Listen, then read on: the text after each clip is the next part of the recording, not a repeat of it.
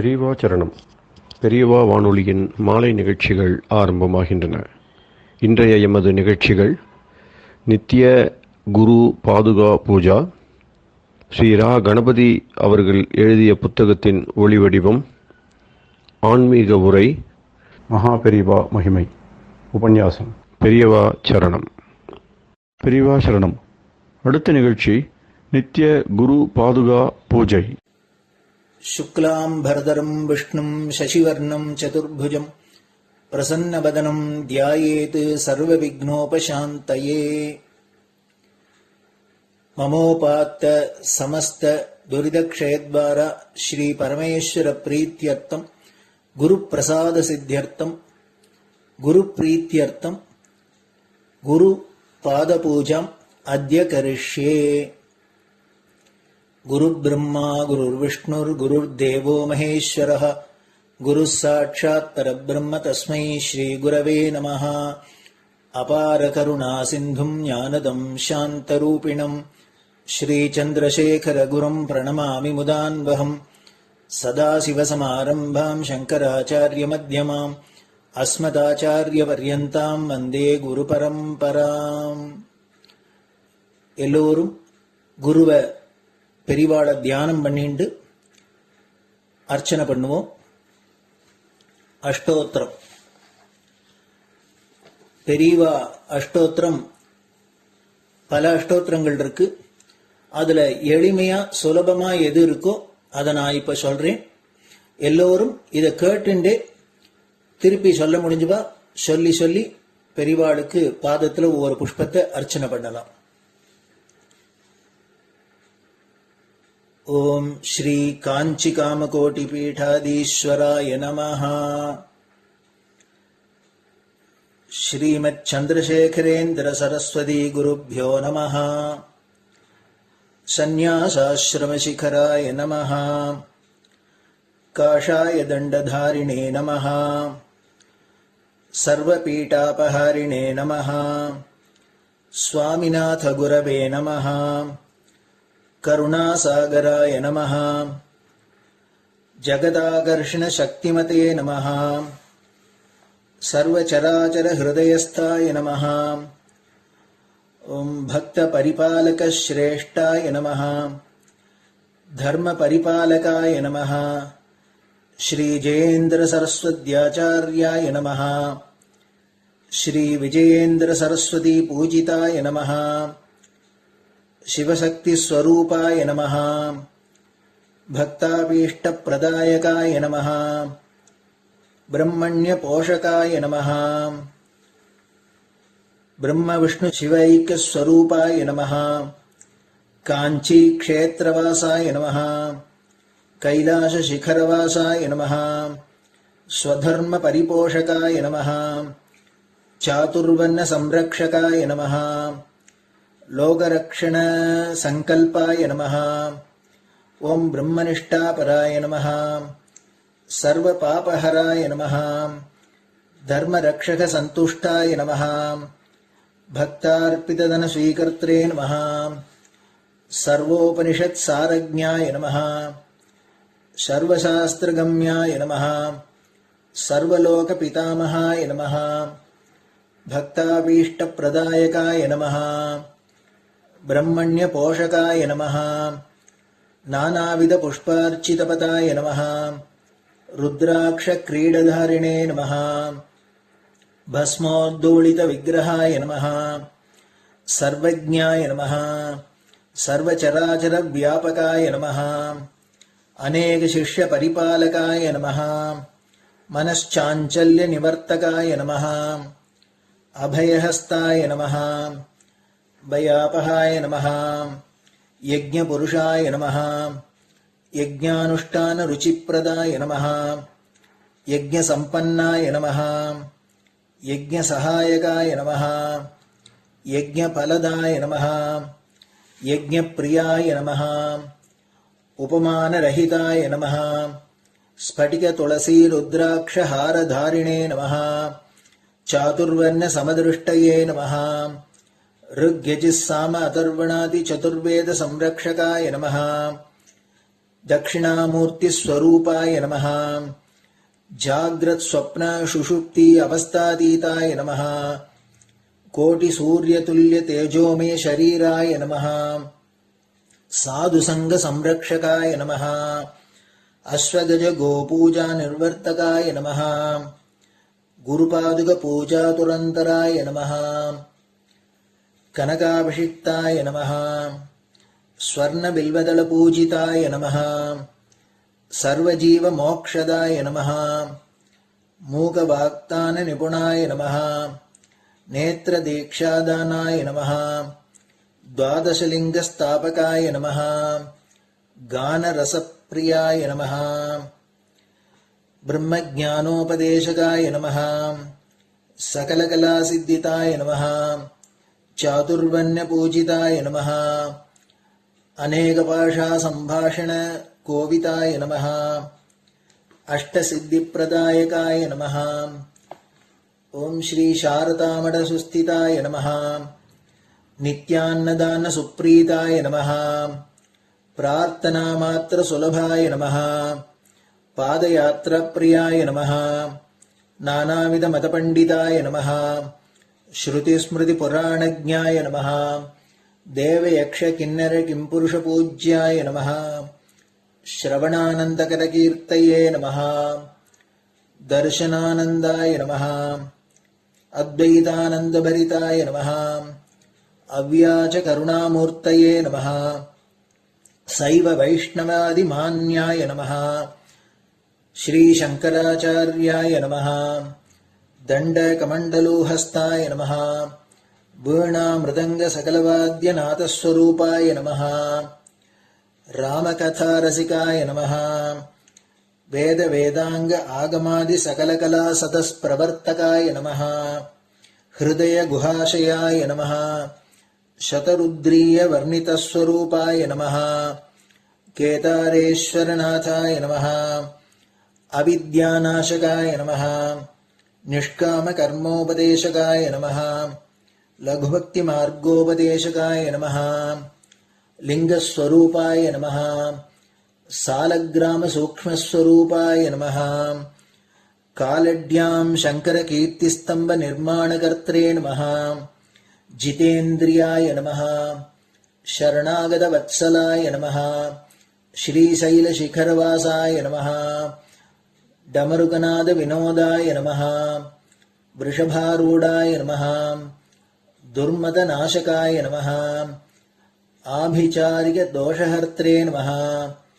मिताहाराय नमः मृत्युविमोचकशक्त्याय नमः श्रीचक्रार्चनतत्पराय नमः दासानुग्रहकारकाय नमः अनुराधानक्षत्रजाताय नमः सर्वलोकख्यातशीलाय नमः वेङ्कटेश्वरचरणपद्मषट्पदाय नमः श्री महात्रिपुरसुन्दरी समेत श्री चन्द्रमौलीश्वर पूजाप्रियाय नमः श्रीमच्चन्द्रशेखरेन्द्र सरस्वती सद्गुरु परब्रह्मणे नमः गुरुभ्यो नमः परमगुरुभ्यो नमः परमेष्टिगुरुभ्यो नमः परात्परगुरुभ्यो नमः गुरुपरम्पराभ्यां नमः गुरुपादुकाभ्यां नमो नमः. அடுத்தது ஊதுபத்தி இருந்தா அதை காமிச்சு தூபம், நெய் தீபம் இருந்தா காமிச்சு அதை நெய் தீபம் தீபம் காமிச்சுட்டு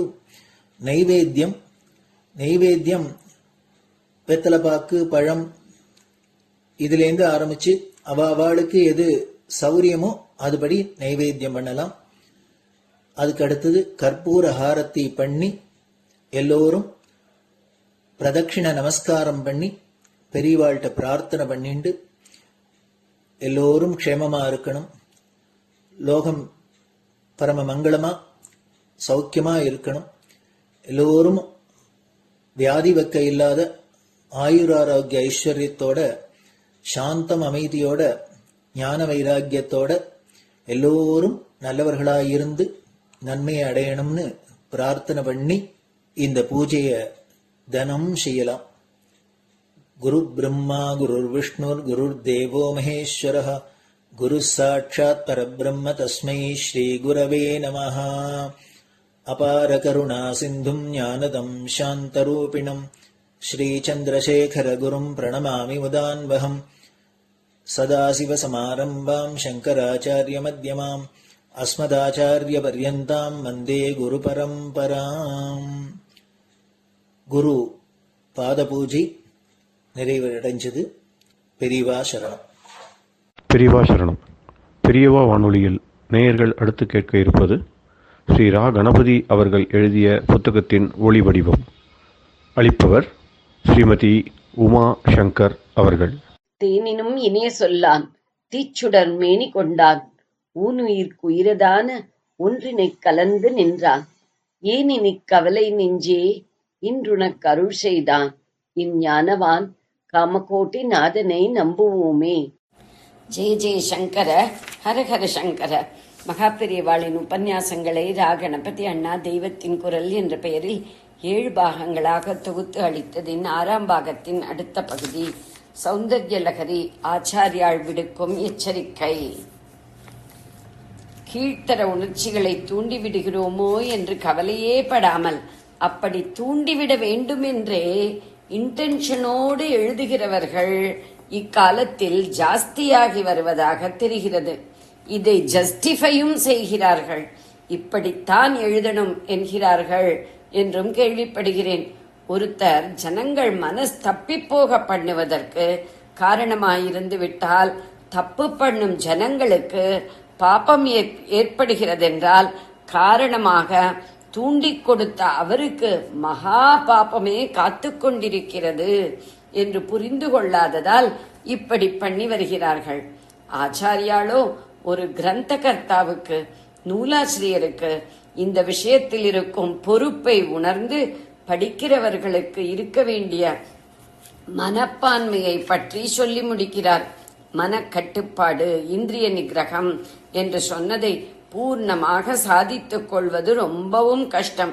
அப்படி பண்ணினவர்கள் தான் படிக்கலாம், யந்திர உபாசனை பண்ணலாம் என்றால் லட்சத்தில் ஒருத்தர் கூட தேரமாட்டார்கள். ஆகையால் முடிந்த அளவுக்காவது இந்த கட்டுப்பாட்டுக்கு முயற்சி பண்ணுகிறவர்களும் அல்லது அது ஏற்பட வேண்டும் என்ற தாபமாவது இருக்கிறவர்களும் தான் இவற்றில் பிரவேசிக்கலாம் என்று வைத்துக் கொள்ளலாம். படிக்கிற மட்டுமாவது மனக்கட்டுப்பாடு, பூஜை பண்ணுகிற மட்டுமாவது நியம நிஷ்டை அவசியம். அழகாக ஆனந்தமாக அம்பாளை வர்ணித்துக் கொண்டே போய் கடைசியில் முடிக்கிற சமயத்தில் வார்னிங் என்று போக்கை மாட்டினால், நல்ல இறக்கி விடுகிற இடத்தில் சடன் பிரேக் போட்டு மண்டையில் இடித்துக் கொள்ள பண்ணுகிற மாதிரி இருக்க போகிறதே என்று ரொம்ப சொகசா வண்டியை நிறுத்துகிறார் போல வார்னிங்கை நைஸ் பண்ணி நாசுக்காகவே தெரிவித்திருக்கிறார். நீங்கள் மனக்கட்டுப்பாட்டோடு உபாசனை பண்ணுங்கள் என்று நம்மை பார்த்து கூட சொல்லாமல் அம்பாளையே பார்த்து மனக்கட்டுப்பாடில்லாமல் அவளிடம் வருகிறவர்கள் எந்த நிலையில் இருக்கிறார்கள் என்பதை மாத்திரம் சொல்லியே குறிப்பால் உணர்த்துவது என்கிறார்களே. அப்படி பண்ணி 95வது ஸ்லோகமாக கொடுத்திருக்கிறார். முப்புறங்களை அழித்தவர் சுவாமி, அவருக்கு அந்தப்புறத்தில் சந்தோஷம் தருபவள் அம்பாள். இப்படி 2 புறங்களை சேர்த்து திரிபுர சுந்தரியான அம்பாளை கூப்பிட்டு ஆரம்பிக்கிறார். புராராதேகே அந்தப்புரமசி, அந்தப்புர நாயகியாக உன்னை நினைப்பதை ரத்த மாம்ச சிங்காரமாக்கிவிட்டால் மகா தப்பு. உன்னை இந்திரிய நிகிரகத்தோடு தான் ஸ்மரிக்க வேண்டும். த்வச்சரணயோகோ சபரியா மரியாதா தரல கரணானாம் அசூலபாகா. உன்னுடைய பாத பூஜையின் ஒழுங்கான கிரமம் அலைபாயும் இந்திரியமுடையவர்களுக்கு எளிதானதில்லை. இப்படி சொல்லி, அதனால்தான் இந்திரிய நிகிரகம் போதாத இந்திராதி தேவர்களும் அந்த யோஜனை என்றால் 8-9 மைல், அப்படி எத்தனையோ கோடி யோஜனை தள்ளியே நிற்கிறார்கள் என்கிறார். நவாவரண ஸ்ரீசக்கரத்தில் 9வதாக உள்ளே நடுமத்தியில் இருக்கிற சர்வானந்தமய சக்கரத்தில் அம்பாள் பதியோடு ஆனந்தமாயிருந்து கொண்டிருக்கிறாள் என்றால் அதிலிருந்து ஒவ்வொரு ஆவரணமாக கோடி கோடி யோஜனை தள்ளி முதல் ஆவரணம் இருக்கிறது. அதுதான் அம்பாள் ராஜதானியின் வெளிக்கோடி காம்பவுண்டு. ஒரு காம்பவுண்டு இல்லை, 3 சதுரமான காம்பவுண்டுகள். அந்த 3லும் ரொம்ப தள்ளி இருக்கும் முதல் காம்பவுண்டில் அனிமாதி சித்திகள் தேவதா ரூபத்தில் இருக்கிறார்கள். 9 ஆவரணங்களிலும் அநேக தேவதைகள் இருக்கிறார்கள். ஒவ்வொரு தேவதையும் மகாராஜ்ஞியான மகாராணியான அம்பாளுக்கு அடங்கிய அதிகாரியாக உபாசகர்களுக்கு ஒவ்வொரு இனத்தில் அனுகிரகம் பண்ணும். சாட்சாத் அந்த அம்பாள் தரும் மோட்சானுகிரகம் தான் வேண்டுமென்று இருப்பவர்களும் சிருஷ்டி லீலையில் அம்பாள் எப்படியெல்லாம் நவநவமாக எல்லையே இல்லாமல் விஷயங்களை விரித்து வைத்திருக்கிறாள் என்று நாடக ரசத்தை அவளுடைய நினைப்போடு சேர்த்து சேர்த்து ரசிப்பதற்காக நவாவரண பூஜை என்று அந்த பெரிய தேவதா பரிவாரத்தில் ஒருத்தரும் விட்டு போகாமல் பூஜை பண்ணுவார்கள். பக்தி ரசத்தோடு சேர்ந்த நாடக ரசம்.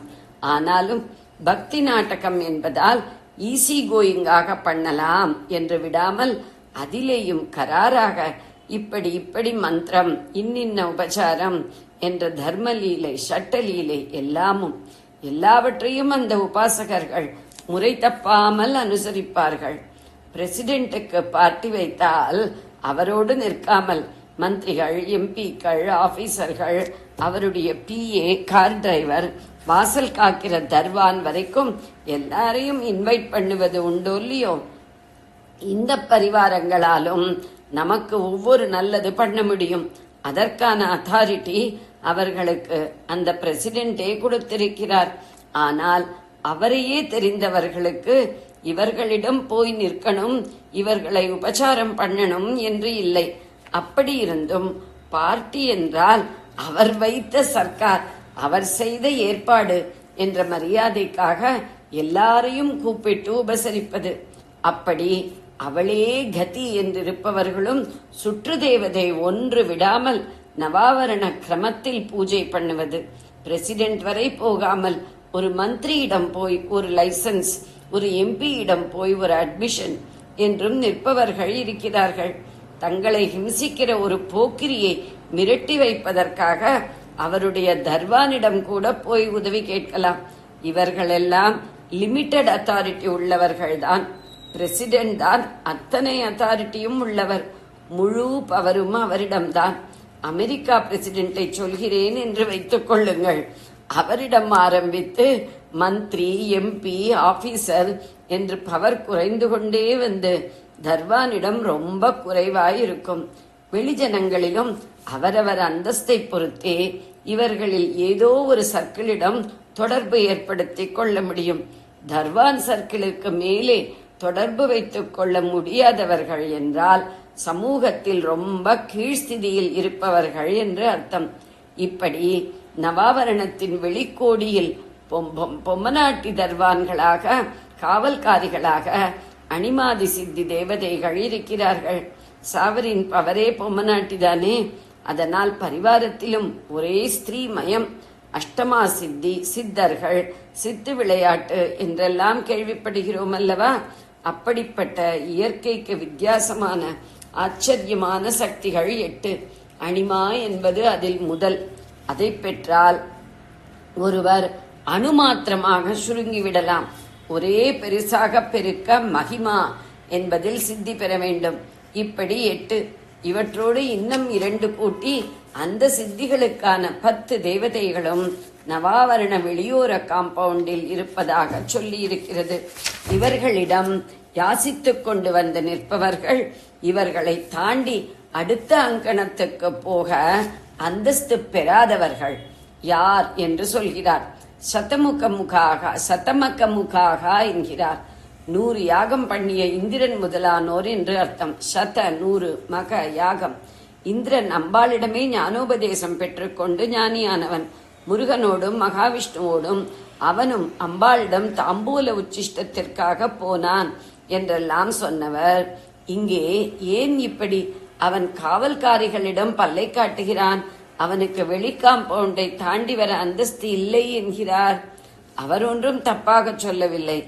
ஆதி சிருஷ்டியிலிருந்து இன்று வரை ஒரே இந்திரன் இருக்கவில்லை, பல இந்திரர்கள் இருந்திருக்கிறார்கள்.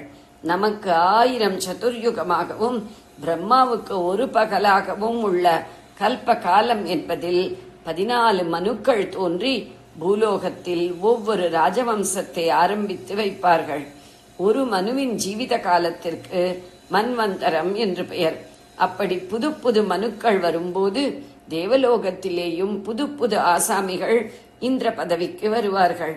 100 அஸ்வமேதம் பண்ணிய ஒருவருக்கே இந்திரனாவதற்கு யோக்கியதை உண்டு. இப்படி யோக்கியதை சம்பாதித்த பல பேர் சிருஷ்டியிலிருந்து இன்று வரையிலான அநேக மன்வந்திரங்களில் இந்திரர்களாக இருந்திருக்கிறார்கள். அவர்களில் யாரோ ஒருத்தன் தான் அம்பாளிடம் உபதேசம் பெற்றது. தாம்பூல உச்சிஷ்டத்திற்காக போனது. அவன் ஒரு விதிவிலக்கான இந்திரன் என்று வைத்துக் கொள்ளலாம். பொதுவாக இந்திரர்கள் நவாவரணத்தில் வாசல் காவலாளிகளிடம் போய் நிற்கிற அளவுக்குத்தான் இருப்பவர்கள்.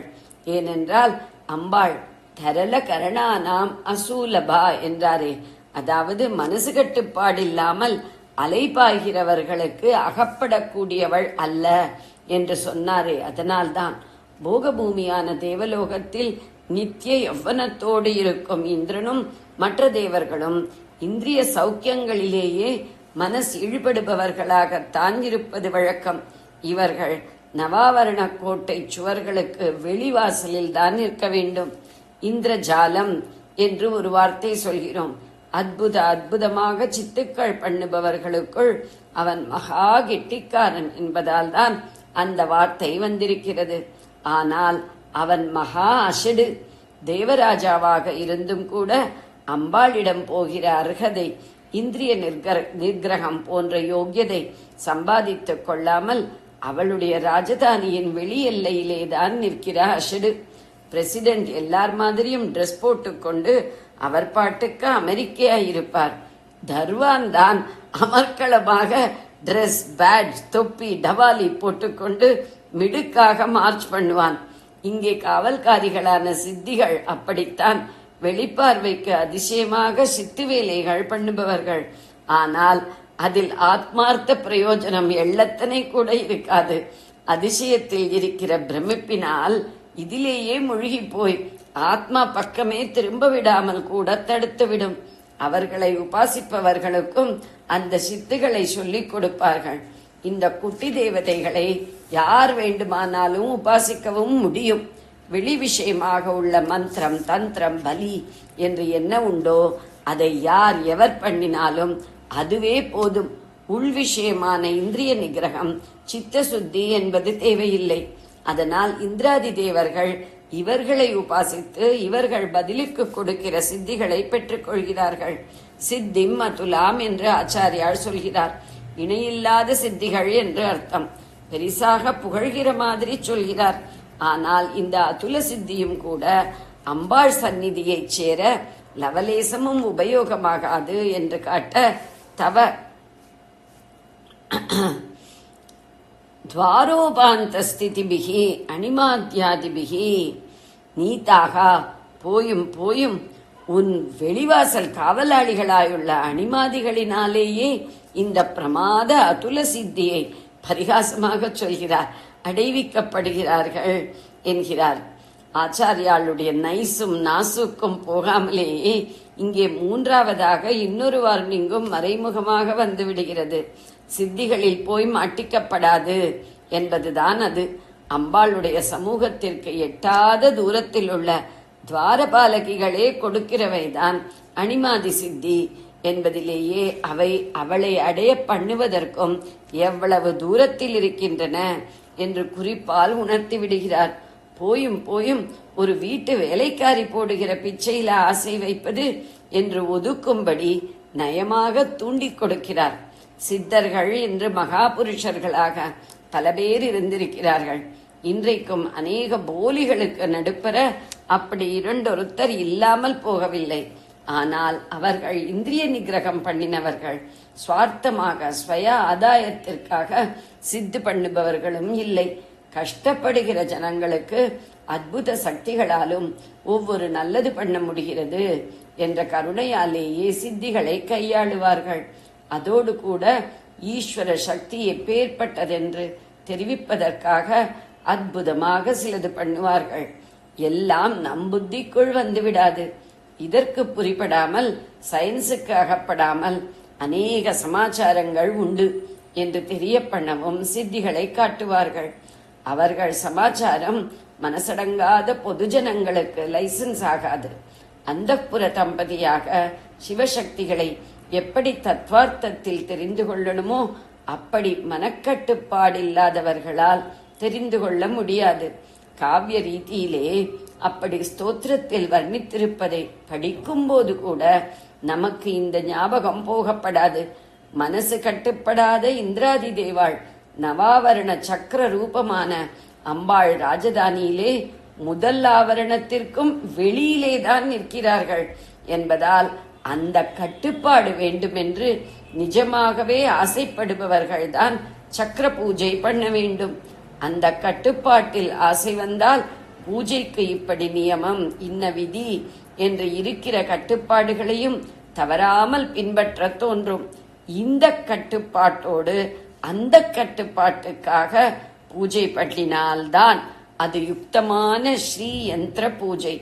கட்டுப்பாடு இல்லாவிட்டால் தப்பு, விபரீத பலன் கூட ஏற்படும் என்று பயமுறுத்துகிற ரீதியில் ஒரு வார்த்தை கூட போடாமல் ரொம்ப நயமாக வான் பண்ணி இப்படி ஒரு ஸ்லோகம் 95. புராராத்தே ரந்தகா புரமசி தத்தஸ்த்வச்சரணயோகோ சபர்யா மரியாதா தரல கரணானா மசுலபா ததா ஹ்யோத்யேதே நீதாக சதமகமுகாக சித்திமதுலாம் தவ துவாரோபாந்த ஸ்திதிபி அணிமாதிபி ரமராக. ஜெய ஜெயசங்கர, ஹர ஹர சங்கர. பெரியவா சரணம். இந்நிகழ்ச்சியின் அடுத்த பகுதி நாளை மாலை இதே நேரத்தில் ஒளிபரப்பாகும். பெரியவா சரணம். பெரியவா சரணம். பெரியவா வானொலியில் நேயர்கள் அடுத்து கேட்க இருப்பது திரு கவிக்கண்ணன் அவர்களின் ஆன்மீக உரை. பெரியவா சரணம். ராம் ராம். ஸ்ரீ குருப்யோ நமஹ. ஜெய ஜெய சங்கர, ஹர ஹர சங்கர. பெரியவா வானொலி நேயர்கள் அனைவருக்கும், மகா பெரியவாவுடைய பக்தர்கள் அனைவருக்கும் அடியேன் கவிக்கண்ணனின் அன்பு கலந்த நல்வாழ்த்துக்கள். ராம் ராம். ஜெய ஜெய சங்கர, ஹர ஹர சங்கர. ஸ்ரீ குருப்யோ நமஹ. இன்றைய ஸ்லோகம் சுப்பிரமணிய புஜங்கத்துல 30வது. ஜனித்ரீ பிதா ச சபுத்ர பராதம் சஹேதே ந கிம் தேவசேனாதிநாத அஹம் சாதி பாலோ பவான் லோகதாத க்ஷமஸ்வாபராதம் சமஸ்தம் மகேஷ. ஜனித்ரீ பிதா ச ஸ்வபுத்ராபராதம் சஹேதே ந கிம் தேவசேனாதிநாத அஹம் சாதி பாலோ பவான் லோகதாத க்ஷமஸ்வாபராதம் சமஸ்தம் மகேஷ. ஜனித்ரீ பிதா ச ஸ்வபுத்ர அபராதம் சஹேதே ந கிம் தேவசேனாதிநாத அஹம் சாதி பாலோ அஹம் ச அதி பாலோ பவான் லோகதாதः க்ஷமஸ்வாபராதம் சமஸ்தம் மகேஷ அப்படிங்கிறார். என்ன சொல்றார் அவர்? சுப்பிரமணிய கடவுளே, தேவ சேனாதிபதியே, தன்னோட குழந்தைகள் செய்யக்கூடிய சின்ன சின்ன அபராதங்களை எல்லாம் அம்மா அப்பாலாம் சகிச்சுக்கிறது இல்லையா அப்படின்னா சகித்துக் கொள்கிறார்கள் அப்படின்னு அர்த்தம். அப்பவே அதே மாதிரி நானும் ரொம்ப சிறு குழந்தை உனக்கு. தாங்கள் சர்வ லோகத்துக்கும் தந்தையாக இருக்கக்கூடிய பரமேஸ்வரனுடைய புத்திரனான சுப்பிரமணிய சுவாமி, நீங்க சமஸ்தமான என்னுடைய குற்றங்களை எல்லாம் பொறுத்து கொள்ள வேண்டாமா, பொறுக்க வேண்டாமா அப்படின்னு கேட்கிறார். இது உரிமையோட கேட்கிறார். என்ன கேட்கிறார்? எல்லாம் குழந்தையோடைய தப்பெல்லாம் தவறெல்லாம் அப்பா அம்மா பெருசுப்படுத்துவாளா? அப்படி அப்பா அம்மா பெருசுப்படுத்தாத வந்து அதை வந்து மன்னிச்சுடுறாளோ இல்லையோ, அது மாதிரியும் நீ என்ன பண்ணணும்னு என்னோட தவறுகள்லாம் மன்னிக்கணும். நான் குழந்தை, நீ பெரியவன் இல்லையா அப்படிங்கிறார். அபிராமி பெற்றோர் கூட பதிகத்துல மகபு நான் நீ தாய் அடிக்கொணாதோ மகிமை வளர்த்திருக்கடவூரில் வாழ்வாமி அப்படிங்கிறார். நான் குழந்தை, நீ தாய், நீ வந்து என்னை பொறுத்துண்டு என்னை மன்னிச்சு எனக்கு அருள் பண்ணக்கூடாதா? மகிமையோடு கூடிய திருக்கடவுர்ல இருக்கக்கூடிய அபிராமியேன்னு அவர் சொல்றார். இப்படி ஒத்தத்தரும் எப்படி இது பண்றாருன்னா, அபிராமி பட்டரே சொல்றார் ஒரு இடத்துல, பதிகம் இல்ல, அது வந்து அபிராமி அந்தாதியில சொல்றார். 88 இருக்கும்னு நினைக்கிறேன். அதுல பரமென்று உனையடைந்தேன் தமியேனும் உன் பக்தருக்குள் தரமன்று இவனன்று தள்ளத்தகாது. நான் வந்து நீதான் பரம்பொருள் அப்படின்னு உன்னையே நான் வந்து அடைந்தேன். தமியேன் பரமென்று உனை அடைந்தேன் தமியனும். இந்த அடியேன் ஏழை உன்னுடைய பாத கமலங்களை அடைந்தேன். உன்னுடைய அடியார்களை தரமன்று இவன் என்று தள்ளத்தகாது. இவன் நமக்கு தகுந்த சிஷ்யன் இல்ல, தகுந்த பக்தன் இல்ல, இவனை நம்பப்படாது, இவன் பாபி அப்படின்லாம் சொல்லி என்னை தள்ளிடப்படாது அப்படிங்கிறார். இது வந்து நீ என்னை பொறுத்துக்கணும், ஆனா என்னை வெறுக்கப்படாதுங்கிறார். இன்னொரு பாடல கூட சொல்றார், வெறுக்கும் தகமைகள் செய்யணும் தம் அடியாரை மிக்கோர் பொறுக்கும் தகமை புதியதன்றேங்கிறார். இதே மாதிரி ஆச்சாரியார் சொல்ற மாதிரி தப்பே பண்ணிட்டாலும் தன்னுடைய அடியார்களை வந்து பொறுத்துக்கிறது வந்து பெரியவாளுடைய ஒரு குணம் இல்லையா? அதுவும் நீ பெரியவள் இல்லையா? நீ வந்து என்னுடைய தவறுகள் எல்லாம் பொறுக்க கூடாதாங்கிறார். அதே மாதிரிதான் இந்த இடத்துல ஸ்வபுத்திர அபராதம், தன்னுடைய குழந்தைகளுடைய அபராதம், பிள்ளைகளுடைய அபராதங்கள், தவறுகளை எல்லாம் ஜனித்ரி பிதாச்ச, ஜனித்ரின்னு அம்மா, பிதாச்சன்னு அப்பா, ரெண்டு பேரும் சகேத்தே நக்கிம், அவள்லாம் அது வந்து பொறுத்துக்கிறது இல்லையா? அதுக்காக தண்டனையா கொடுக்குறா. அப்பா அடிச்சாக்க அம்மா அணைச்சு, என்ன நம்ம குழந்தை என்ன பெருசா பண்ணிட்டான், அதுக்காக போய் இப்படி கோச்சுண்டு அடிச்சு எல்லாம் பண்ற, நீ வாடா கண்ணா இங்க அப்படின்னு அணைச்சுக்கிறா. அதே அம்மா கோச்சுண்டா, என்ன நீ குழந்தைய போய் திட்டுற, நீ வாடா இங்க செல்லம் அப்படின்னு கூப்பிடுறா இல்லையா? சோ அப்பா அடிச்சா அம்மா கொஞ்சரா, அம்மா அடிச்சா அப்பா கொஞ்சரா இல்லையா? அப்படி இருக்கும்போது ஹே தேவசேனாதிபதி, தேவசேனைக்கு அதிபதியாக கூடியவனே, பதியாக விளங்கக்கூடியவனே, ரெண்டு அர்த்தங்க. தேவர்களுடைய சேனைக்கு அதிபதியாக இருக்கவனே, தேவசேனாக்கு பதியாக இருக்கக்கூடியவனே. அகம்ச பாலக, நான் யாரு? குழந்தை, சின்னவன். என்ன பகவத் பாதால் 8 வயசுல சன்னியாசம் வாங்கிட்டு 16 வயசுக்குள்ள இதெல்லாம் எழுத்தார் இல்லையா? குழந்தை தானே. அகம்ச அதி பாலக, நான் ரொம்ப சிறு குழந்தை. பவான், நீங்க எப்படின்னா லோகதாத்தக, உலகத்துக்கே தந்தையா இருக்கக்கூடிய மகேசனுடைய புத்தனா இருக்கக்கூடிய, அப்படி இருக்கக்கூடிய நீ சமஸ்தம் என்னுடைய அபராதங்களை எல்லாம் க்ஷமஸ்வ, பொறுத்து கொள்ள கூடாதா? நீ பொறுத்துக்கணும் அப்படிங்கிறார். அப்படி பொறுத்துண்டா என்ன அப்படின்னு சொன்னா நம்முடைய பாபங்கள் கஷ்டங்கள்லாம் போயிடும். அப்படிப்பட்ட அந்த முருகப்பெருமானுடைய தாமரை போன்ற பாதங்களை நாமளும் பணியலாம். இதுக்கு ரொம்ப அழகான ஒரு பதிகத்துல வந்து அபிராமி பெற்ற ஒரு பாட்டை சொல்லியிருக்கார். அதுல வந்து ஒன்னொன்னும் போதுன்னு முடியும். போதுன்னா தாமரைன்னு அர்த்தம். எப்படி அந்த தாமரை இருக்குன்னு நம்ம பார்க்கலாமா? கைப்போது கொண்டு உன் பதப்போது தன்னில் கணப்போதும் அர்ச்சிக்கிலேன், கண்போதினால் உன் முகப்போது தன்னையான் கண்டு தரிசனை புரிகிலேன், முப்போதில் ஒரு போதும் என் மனப்போதிலே முன்னி உன் ஆலயத்தின் முன்போது வார்த்தமர் முன்பு ஓதுவார் தமது பின்போத நினைக்கிலேன், மோசமே போய் விழன்றேன் மைப்போதகத்துக்கு நிகரன போதொரு மைக்கடா மீதேறியே, மாகோர காலன் வரும்போது தமியன் மனங்கலங்கித் தியங்கும், அப்போது வந்துன் அருட்போது தந்தருள் ஆதிக்கடவூரின் வாழ்வே, அமுதீசர் ஒரு பாகம் அகலாத சுகபாணி அருள்வாமி அபிராமியே. கைத்தாமரை கொண்டு உன்னுடைய பத தாமரையில ஒரு நாள் நான் அர்ச்சிக்கல, கண் தாமரை அப்படிங்கறதால கொண்டு வந்து எப்போதும் உன்னை கண்டு நான் தரிசனம் பண்ணவே இல்லை.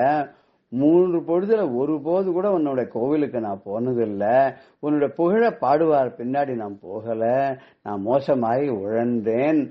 அந்த கண்ணங்கரையில் இருக்கக்கூடிய எரும மாட்டு மேல அவனும் கருப்பா இருக்கக்கூடிய யமன் வரும்போது அப்ப நான் மனங்கலங்கி தேங்கி அப்படியே நின்று இருப்பேனே, அப்போது நீ என்ன பண்ணணும்னா என்னை மன்னிச்சு நான் பண்ண தவறுகள் எல்லாம் பொறுத்து கொண்டு நீ என்னை காப்பாத்துக்கா வந்து நின்று என் முன்னாடி நிக்கணும்.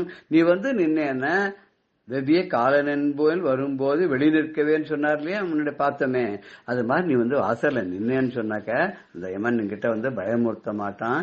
இப்படி வந்து அமுதீஸ்வருடைய உடல்ல ஒரு பாகமாக விளங்கக்கூடிய அம்பிகையே, ஆதி கடவுர்ல இருக்கக்கூடிய அபிராமியே, நீ என்ன வந்து காப்பாத்தணும் சொல்ற மாதிரி நாமளும் இங்க வந்து இந்த ஸ்லோகத்துல எப்படி ஆச்சாரியார் சொல்ற மாதிரி ஜனித்ரி பிதாச்ச சபுத்ரா பராதம் சஹேதேன கிம் தேவசேனாதிநாத அகம் சாதி பாலோ பவன் லோகதாத க்ஷமஸ்வாபராதம் சமஸ்தம் மகேஷான கேட்டுண்டு கரச்சரண கிருதம் வா காயஜம் கர்மஜம் வா ஸ்ரவணநயனஜம் வா மானசம் வா பராதம் விஹிதம் அவிஹிதம் வா சர்வமேதத் க்ஷமஸ்வ ஜெய ஜெய கருணாத்யேஷி மகாதேவ சம்போ அப்படின்னு சிவானந்தல சொல்ற மாதிரி ஆச்சாரியர் சொல்ற மாதிரி நாமளும் நம்ம எந்த விதமான தவறுகள் செஞ்சாலும் அதெல்லாம் பொறுத்து கொண்டு என்னை காப்பாற்ற வேண்டும்னு ஆச்சாரியால் சொல்ற மாதிரியே நாமளும் அந்த முருகப்பெருமான வேண்டி அவனுடைய அருளுக்கு பாத்திரமாவமாக.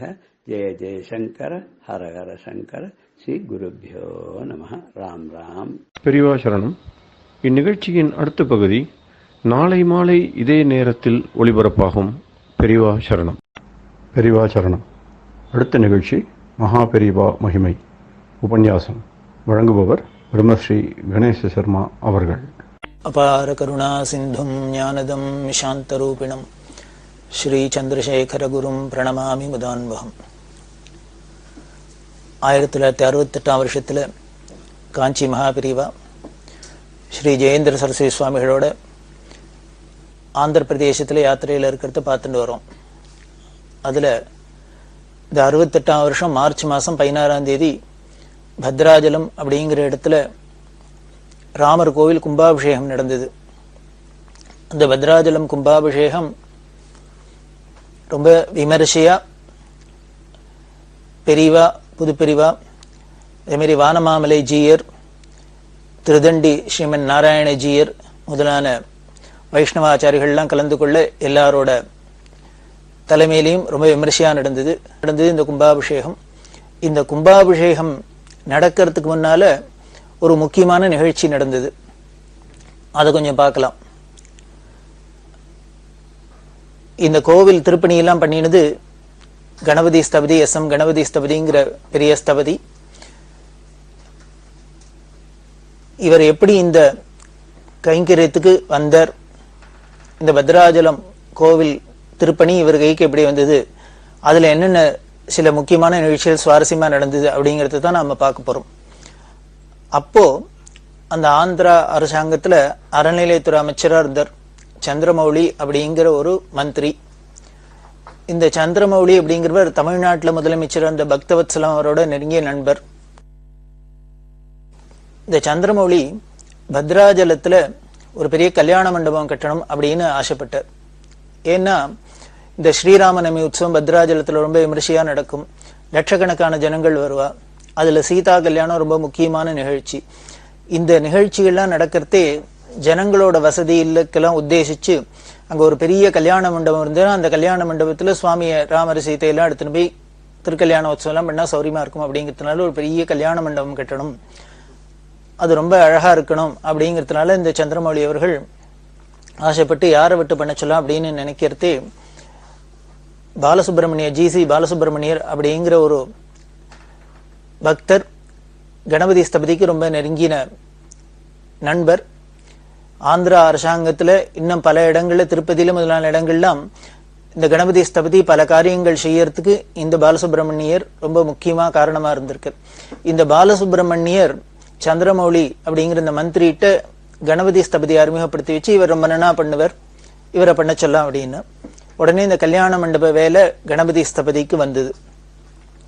அப்படி கணபதி ஸ்தபதி பெரிய பிளான் போட்டு பிரமாதமா அதை கட்டுறார். பல அமைப்புல அது இருந்தது.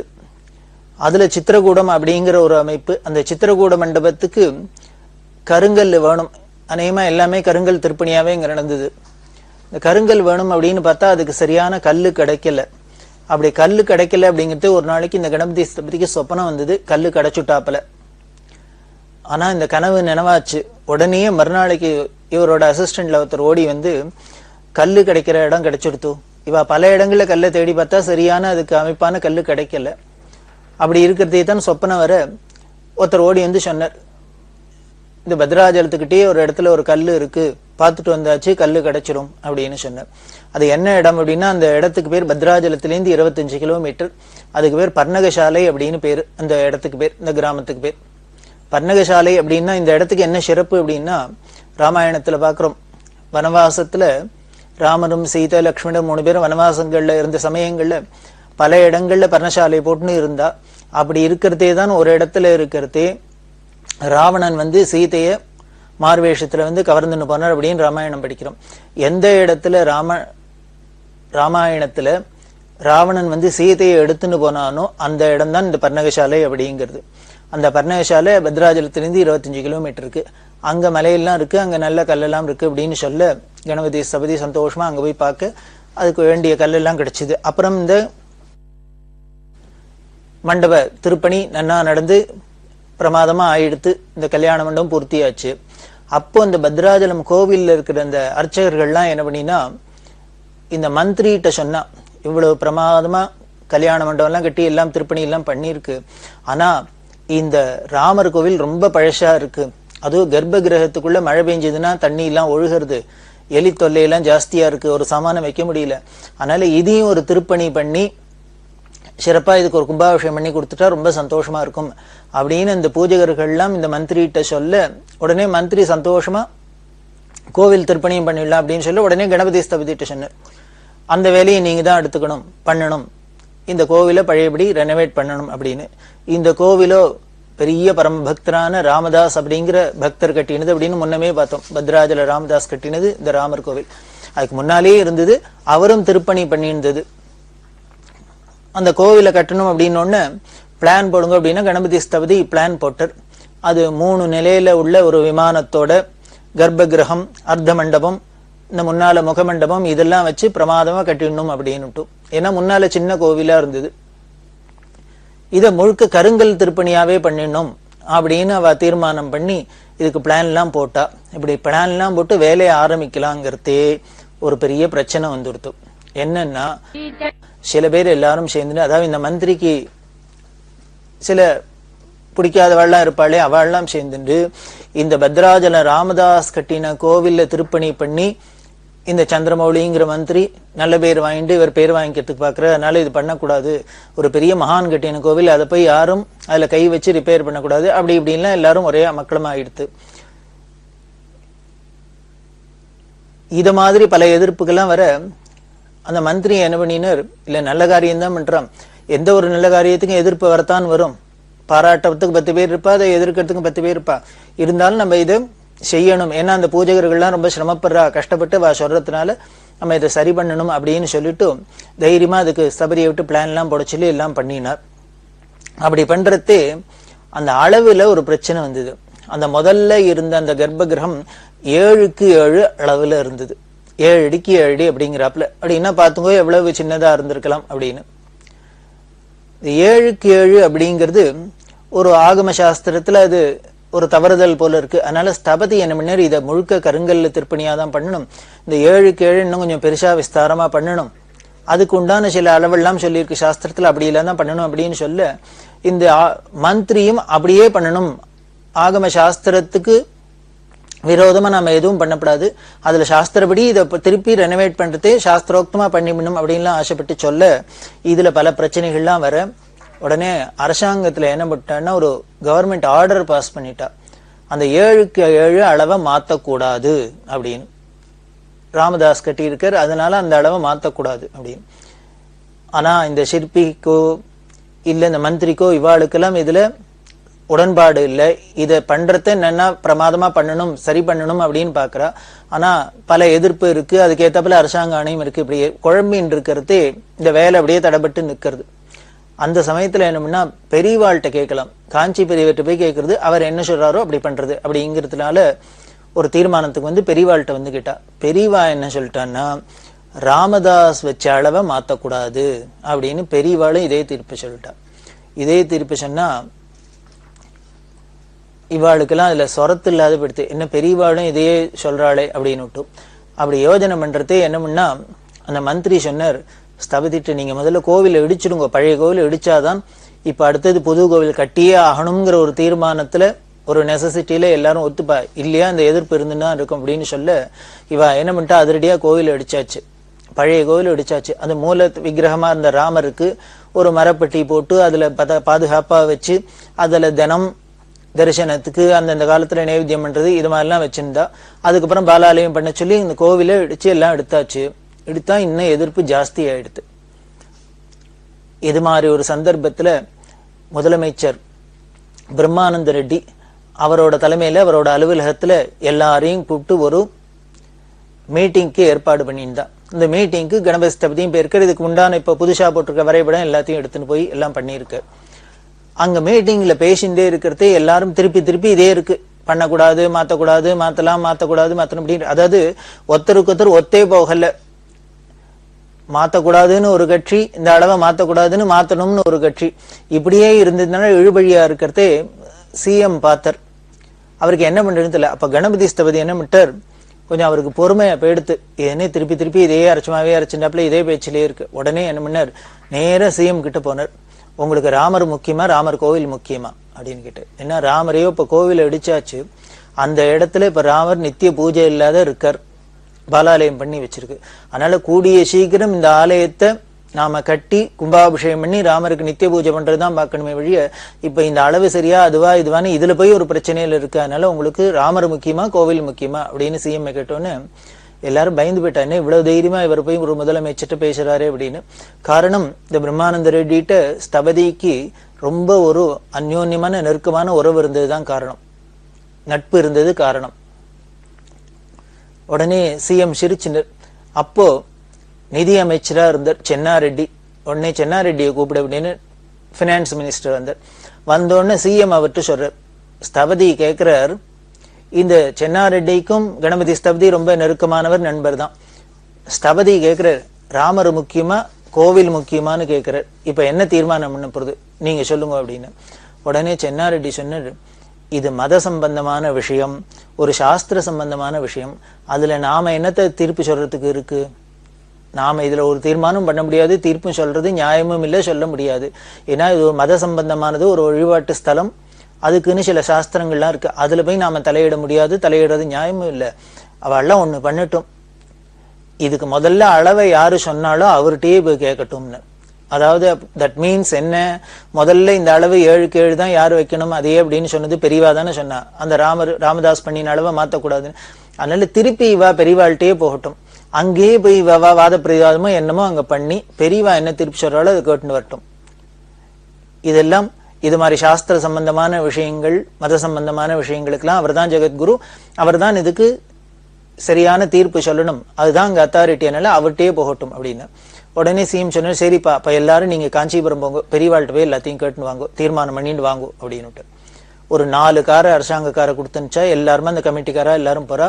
அதுல கணபதி ஸ்தபதியும் போனர். வந்து பெரியவாள்கிட்ட காஞ்சிபுரத்துல எல்லாரும் விஞ்ஞாபனம் பண்ணிக்கிறா.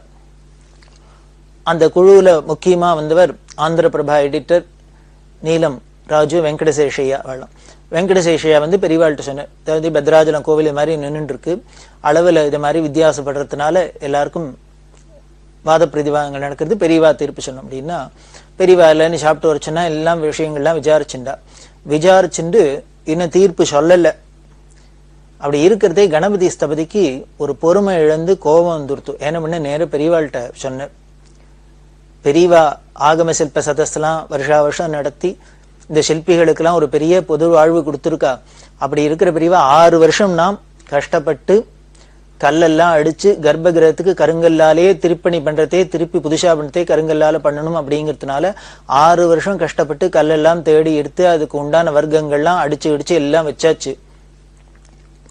அந்த சமயத்துல பிரச்சனை எழும்புறதே, இந்த அளவு பிரச்சனை வரதே பெரியவாள்கிட்ட வந்து கேட்டா பெரியவா பழைய அளவு தான் இருக்கணும், மாத்தப்படாதுன்னு சொல்லிட்டா.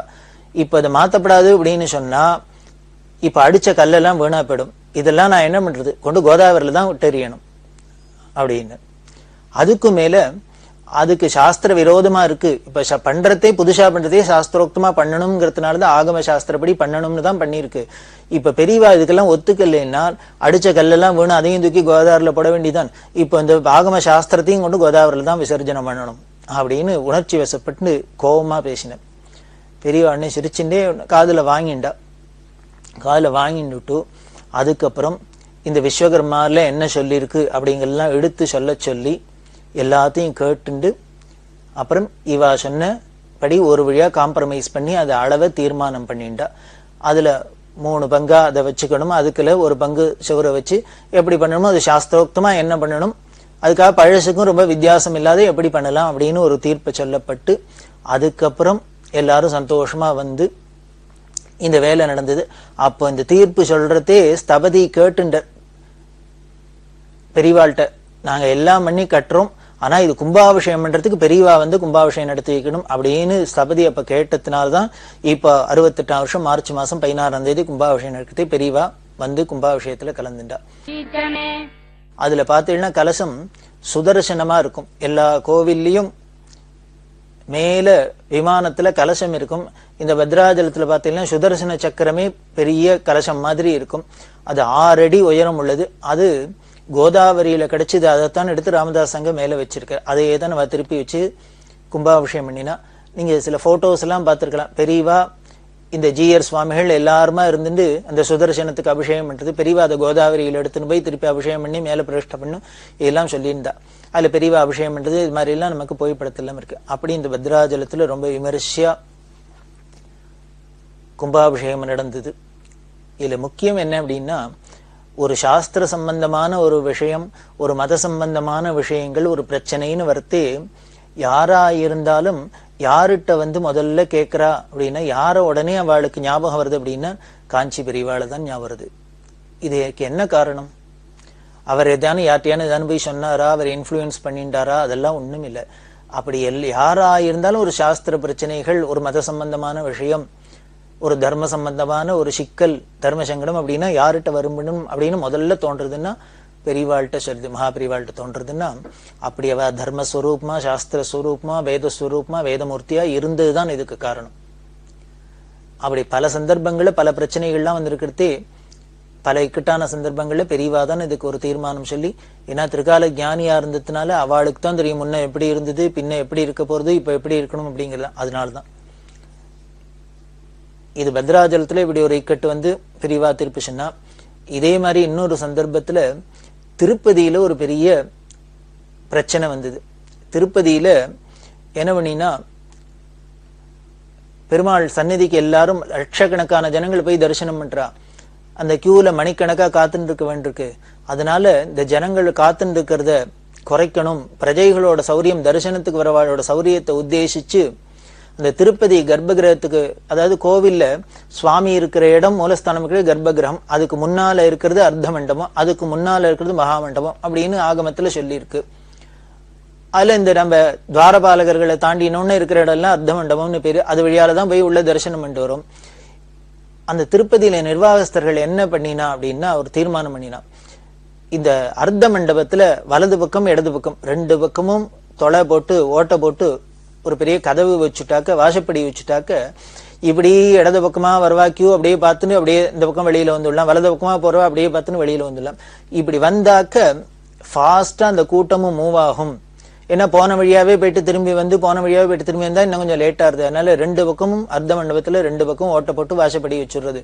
வச்சுட்டா ஜனங்கள் ஃபாஸ்டா மூவ் பண்ணுவா, போயிட்டு வரத்துக்கு சௌரியமா இருக்கும் அப்படின்னு தீர்மானம் பண்ணி அதுக்கு ஒரு கமிட்டி போட்டு, அந்த கமிட்டியில கணபதி ஸ்தபதியும் இருக்கு. ஏன்னா அவர் ஆஸ்தான ஸ்தபதியா இருக்கிறதுனால ஆந்திர அரசாங்கத்துல இப்படி போட்டு தீர்மானம் பண்ணிட்டா. ஆனா என்ன பண்ணினா, கணபதி ஸ்தபதி இதை ஒத்துக்கல. சாஸ்திரங்கள்ல எந்தெந்த இடத்துல வாசப்படி வைக்கலாம், துவாரம் இருக்கலாம்னு ஆகம சாஸ்திரத்தெல்லாம் சொல்லி இருக்கு, சில்ப சாஸ்திரத்திலையும் சொல்லி இருக்கு.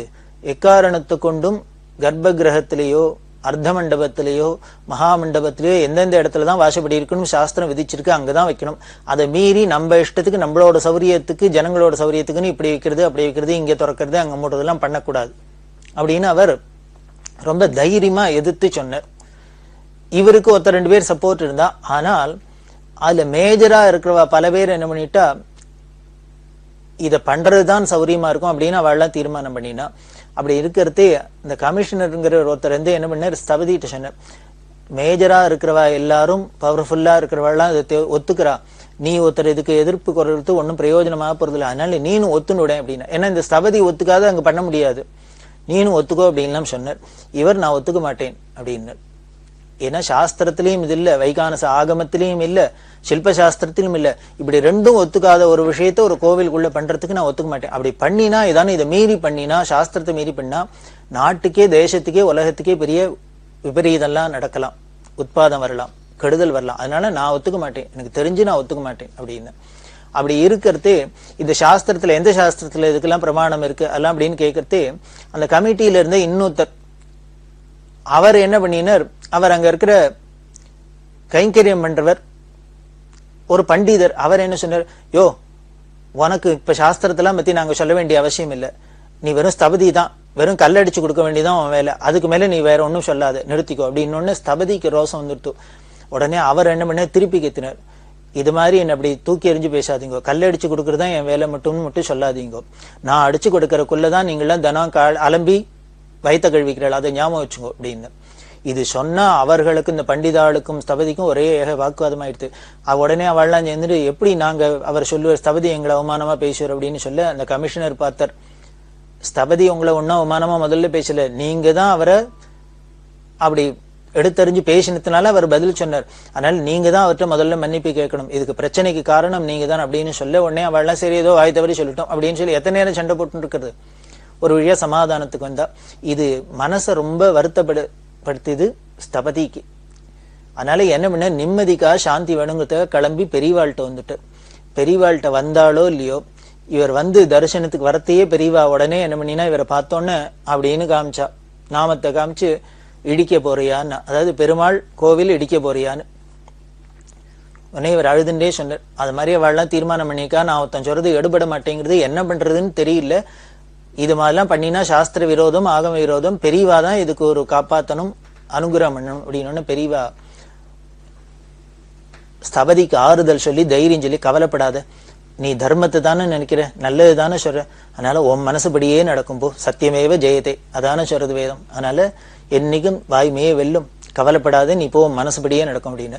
இவர் சொன்னார், பெரியவா எனக்கு என்னமோ தைரியம் சொல்றான், ஆனா இங்க இப்போ மிஷின்லாம் கொண்டு வந்து இடிக்கிறதுக்கு எல்லாம் ஏற்பாடெல்லாம் ஆயின்னு இருக்கு, எனக்கு என்னமோ இது நிக்கும்னு தோணல அப்படின்னு.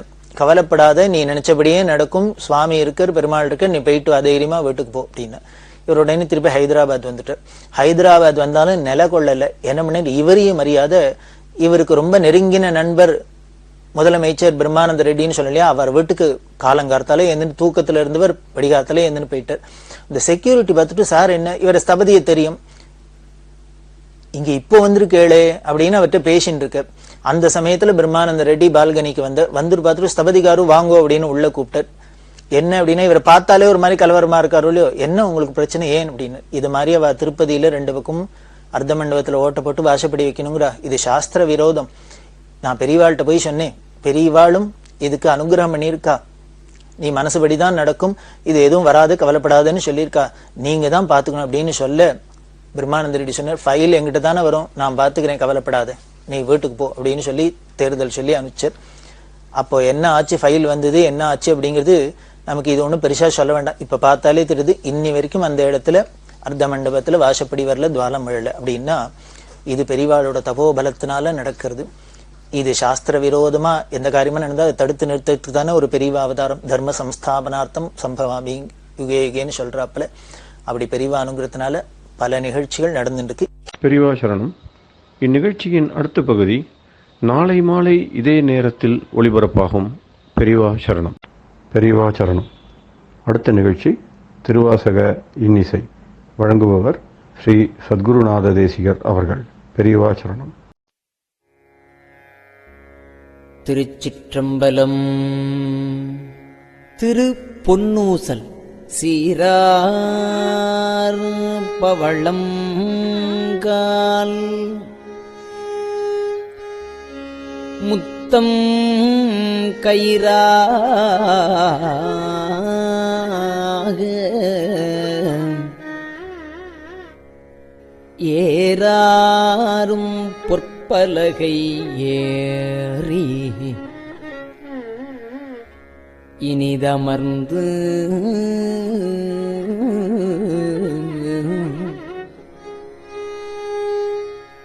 சீரார் பவளம் கால்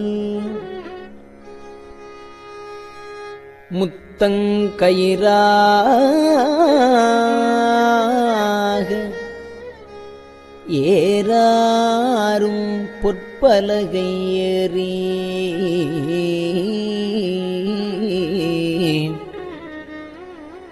இனிது அமர்ந்து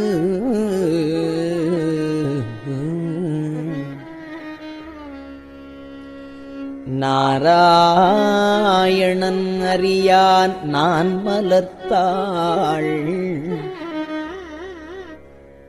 நாராயணன் அறியான் நான் மலர்த்தாள்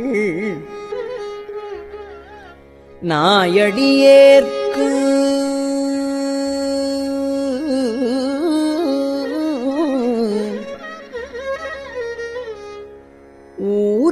ஊராகத் தந்தருளும் உத்தர கோசமங்கை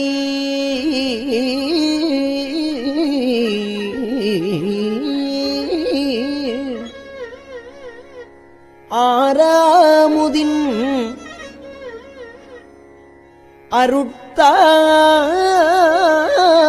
அருட்தாளினை பாடி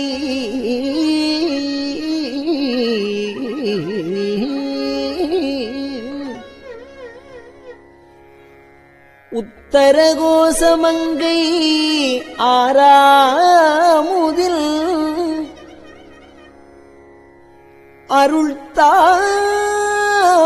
அருள்தாளினை பாடி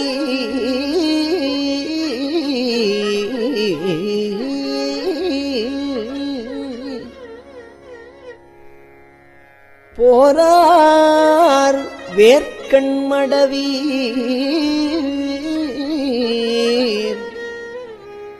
பொன்னூசல் ஆடாமோ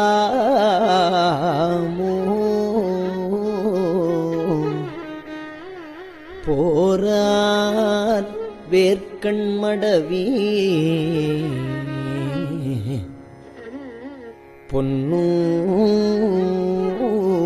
பொன்னூசல் ஆடாமோ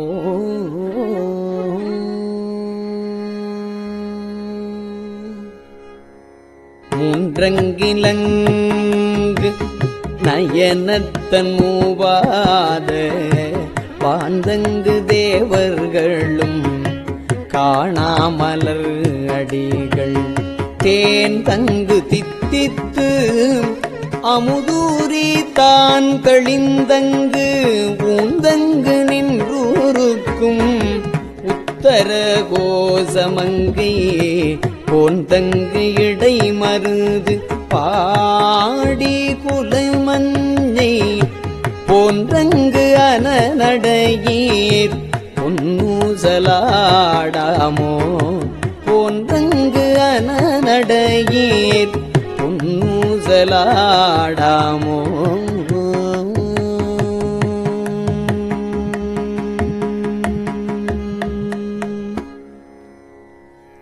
முன்னீரும் ஆதியும் இல்லான் முனிவர் குழாம்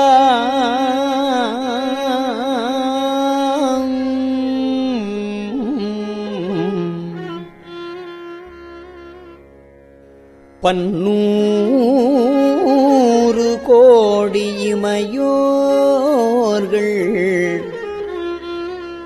தாம் நிற்ப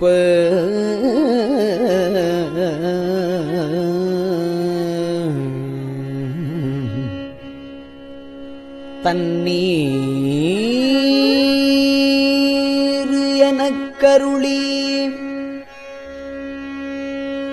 தன் கருணை வெள்ளத்து மன்னூர மன்னுமணி உத்தர கோசமங்கை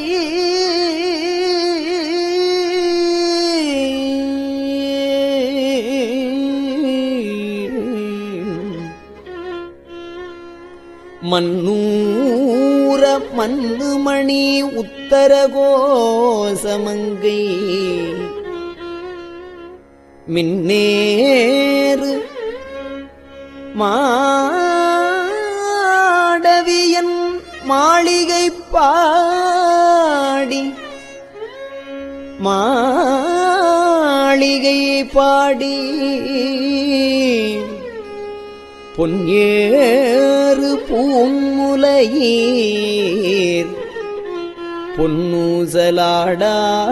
பொன்னூசலாடாமோ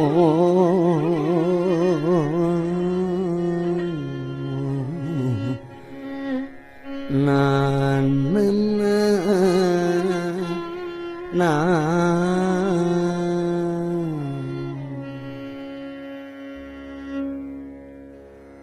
நஞ்சமர் கண்டத்தன் அண்டத்தவர் நாதன்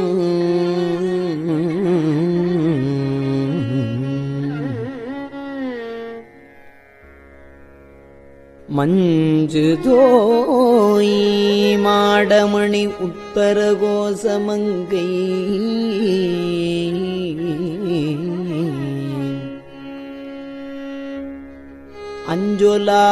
அஞ்சொலாள் தன்னொடும் கூடி அடியவர்கள் நெஞ்சுளே நின்று அமுதம் ஊறி கருணை செய்து துஞ்சல் பிறப்பறுப்பான் தூய புகழ் பாடி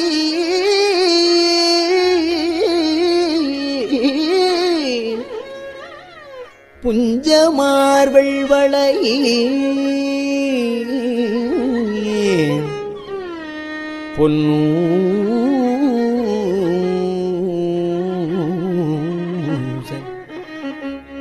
பொன்னூசல் ஆடாமோ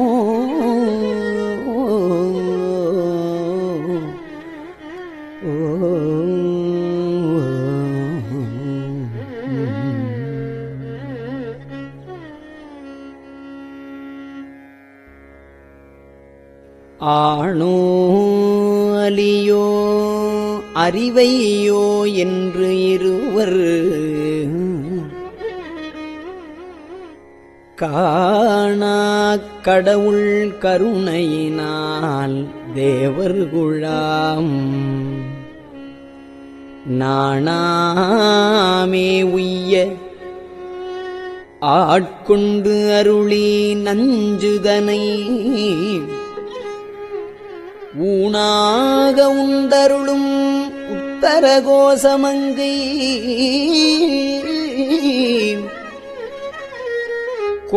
கோணாறு பிறைச்சன்னி கூத்தல்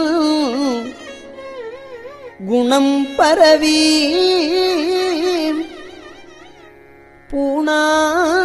பூணாறு வனமுலையீர் பொன்னூசலாடாமோ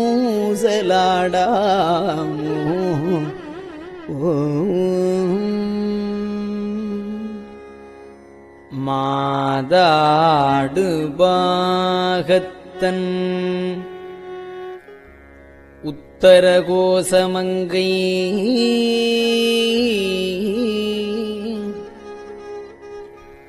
தாதாடு குன்றை சடையான்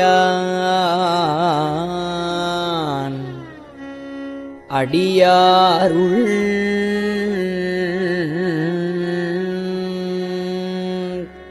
கோதாட்டி நாயேனை ஆட்கொண்டு என் தொல்பிறவி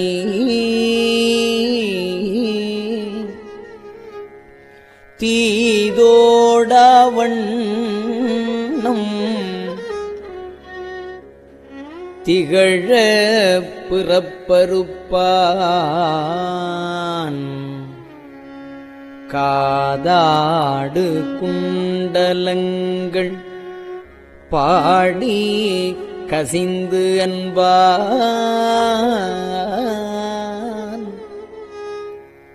போதாடு பூன்முலையே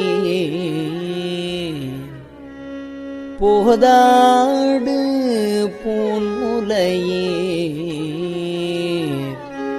பொன்னூசல் ஆடாமோ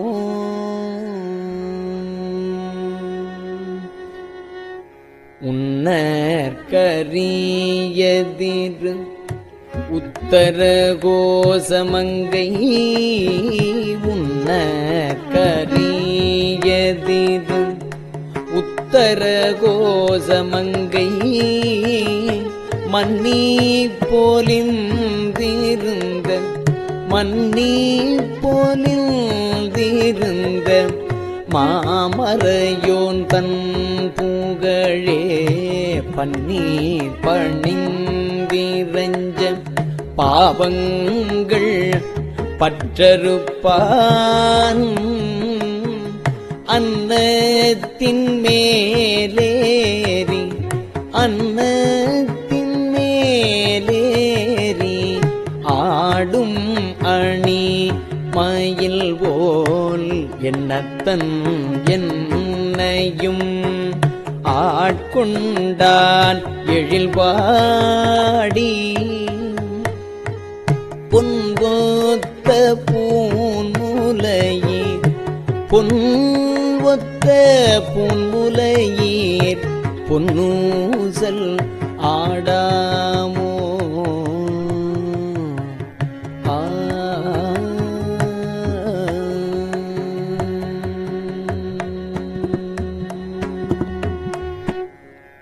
கோலவரை குடுமி வந்து குவலயத்து சால அமுதுண்டு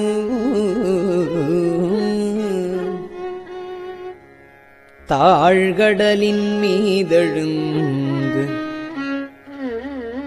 ஞாலம் மிக பரிமேற்கொண்டு நமையாண்டான் சீலம் திகழும் திரு உத்தர கோசமங்கை மாலுக்கு அரியானை வாயார நாம் பாடி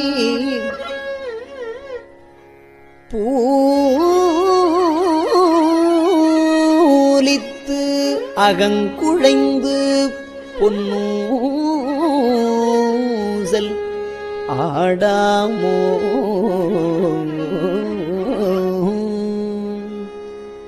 தெங்குலவு சோலை திரு உத்தர கோசமங்கை தெங்குலவு சோலை திரு உத்தர கோசமங்கை தங்குலவு சோதி தனியுருவம் வந்தருளி எங்கள் பிறப்பறுத்திட்டு எம் தரமும் ஆட்கொள்வான் பங்குலவு கோதையும் தானும் பணி கொண்ட கொங்குலவு கொன்றை சடையான் குணம் பரவி பொங்குலவு பூன்முலையீர் பொன்னூசலாடாமோ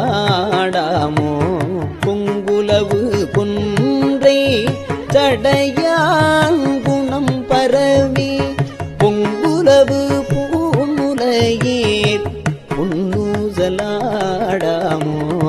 பொங்குலவு பூன்முலையீர் பொன்னூசல்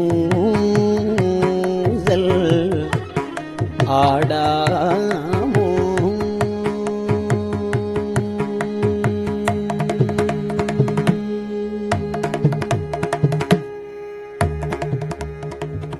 திருச்சிற்றம்பலம்.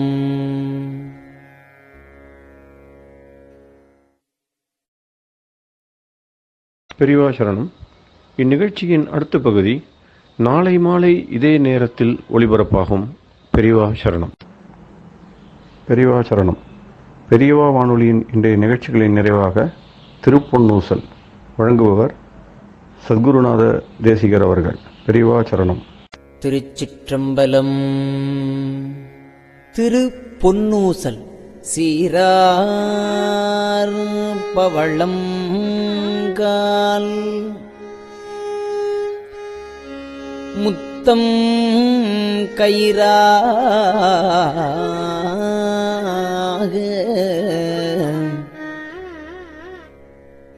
ஏறாரும் பொற்பலகை ஏறி இனிதமர்ந்து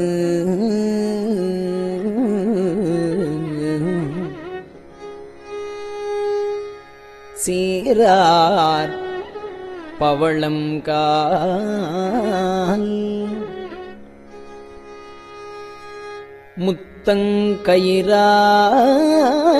முத்தங்கயிறாக ஏறாரும் பொற்பலகை ஏறி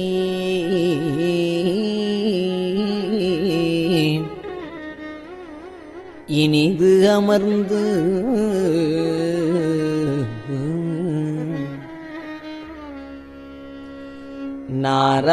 நாராயணன் அறியான் நான் மலர்த்தாள்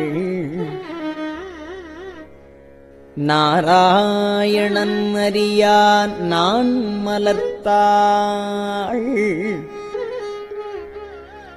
நாயடியேற்கு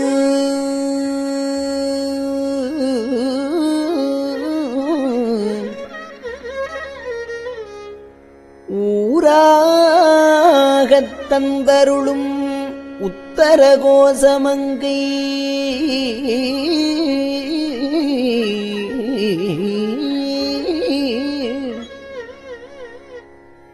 ஆறாமுதின்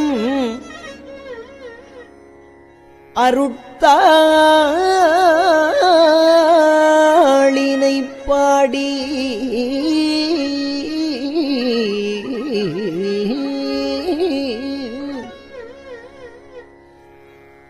உத்தர கோசமங்கை ஆறாமுதில்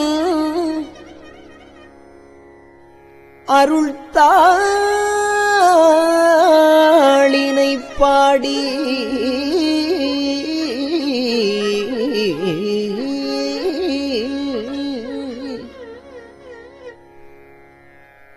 போரார் வேர்க்கண்மடவி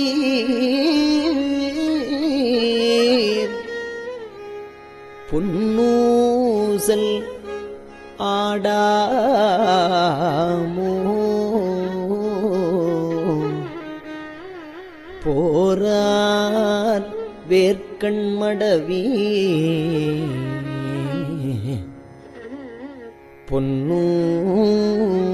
பொன்னூசல் ஆடாமோ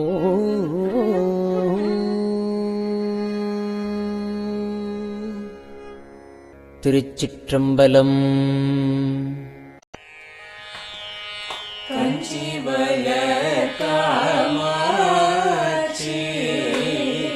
தங்குழந்தாய் சங்கரே கஞ்சி வளர் காமாட்சி தங்குழந்தாய் சங்கரே குரு சந்திரசேகரே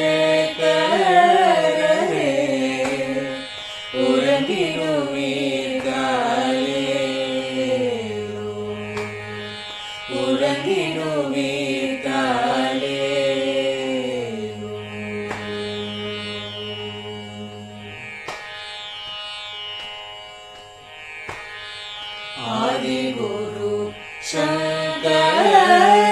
சங்கரராய் அன்றொரு நாள் வந்தவரே அறுபத்து எட்டாகும் ஏகபதி ஏழுலகும் பூப்பவரே காப்பவரே கரப்பவரே எல்லோர்க்கும் அருள்பவரே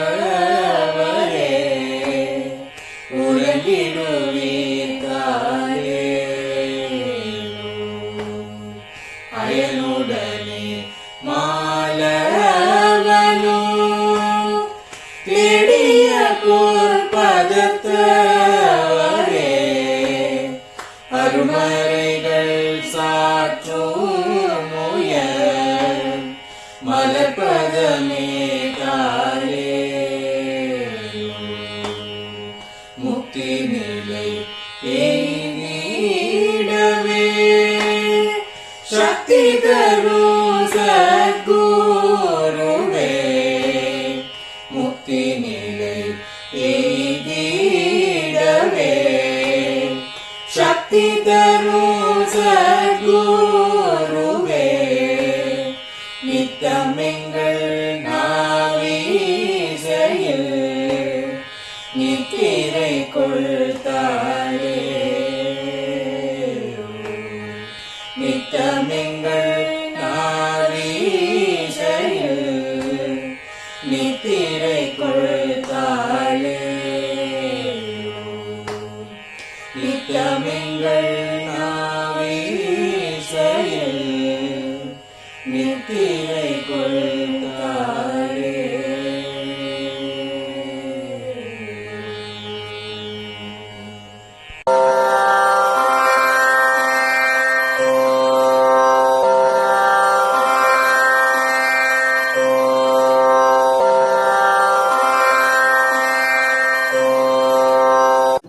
பெரியவா சரணம். பெரியவா வானொலியின் மாலை நிகழ்ச்சிகள் இத்துடன் நிறைவடைகின்றன. எமது அடுத்த ஒளிபரப்பு நாளை காலை இந்திய நேரப்படி 6 மணிக்கு துவங்கும். பெரியவா சரணம்.